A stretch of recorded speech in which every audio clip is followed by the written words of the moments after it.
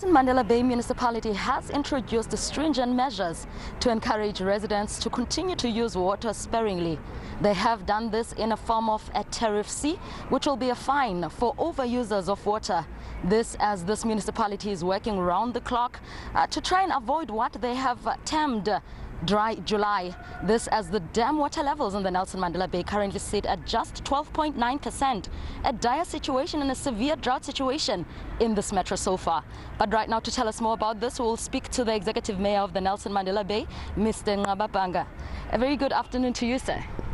Good afternoon, and good afternoon to your viewers. Let us first talk about Tariff C. What is it all about, and how are you hoping that it will help the city or the metro? The first thing we're doing is that we have to introduce Tariff C to try and force people to reduce water consumption.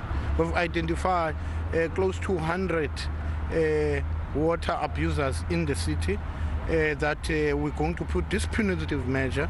It's required for us when we deal with disaster to do that. And after that, we have given them notice from today until Friday.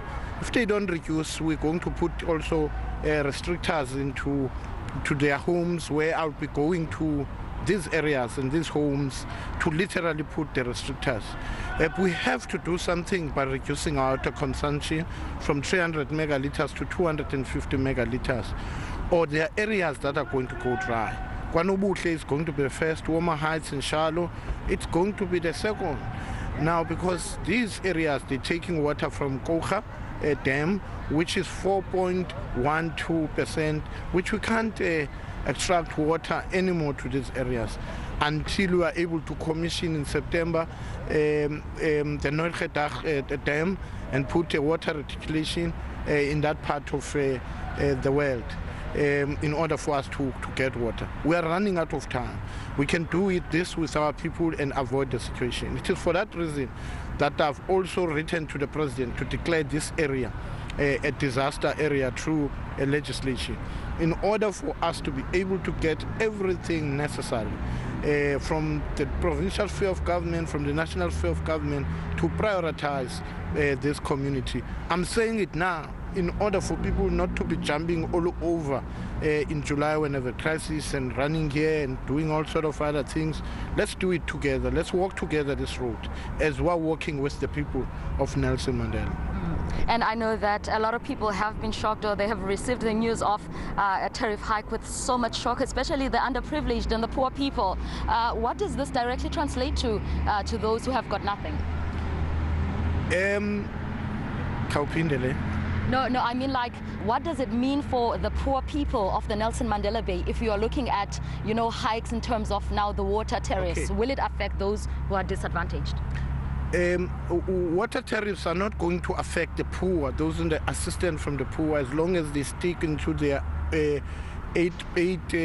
kiloliters of water that they use. It's not going to affect them.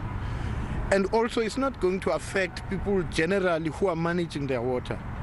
The people who are going to be punished are the water, the 100 water consumers, those who are abusing water, using pools, not managing water better. We are going to act on those people. And not everybody is going to be affected, but those who are not necessarily using water correctly and who are abusing water, those are the people we're dealing with. And lastly, I know you've recently launched a War on Water Leaks Festival. Can you perhaps tell us how that is going? Can we say that we're seeing a great improvement in terms of now the war against water leaks in the metro? In a week, we've exceeded our target in the dashboard that I've given them. They've fixed not less than 1,000 leaks a week, which I'm celebrating that, and I want them to do more. We went to Unit in KwaNobuhle, we're making it dry.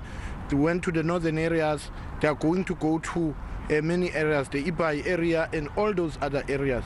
Because one of the areas where we're losing water, it is through water leaks. Therefore, we must start acting and fixing water leaks.